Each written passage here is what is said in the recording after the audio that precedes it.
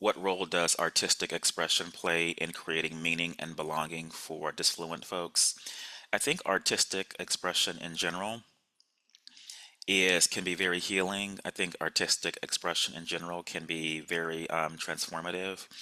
Um, Art to me is really an expression of what it means to be alive. It's an expression of what it means to be human. And for me in particular, poetry is my form of artistic expression. I've been writing poetry since I was very little. I am a poet, and I feel like poetry really gives me space to have the last word. Poetry gives me space to say all the things that I never really get to say. So poetry is very healing. It is very, as I said, transformative.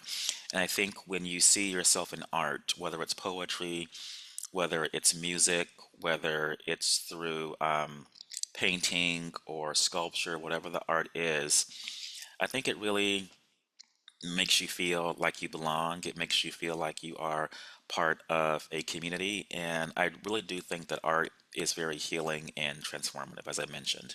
So I think it can play a very, very important and meaningful role, not just for disfluent folks, but also for people who experience marginalized identities in general. How do you experience time differently because of stuttering? Well, stuttering is all about time. And for a long time, time to me was something that was very difficult to sort of wrap my mind around. So I think as a person who stutters now, I think that I move through the world with an understanding that I'm allowed to stutter and that I'm allowed to take my time. And time is really just a construct. So I don't feel the need to rush. I don't feel the need to conform within a certain expectation of time.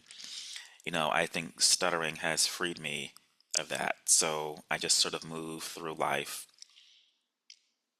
as a free spirit, and I'm not being bullied by time in the same way that I used to be.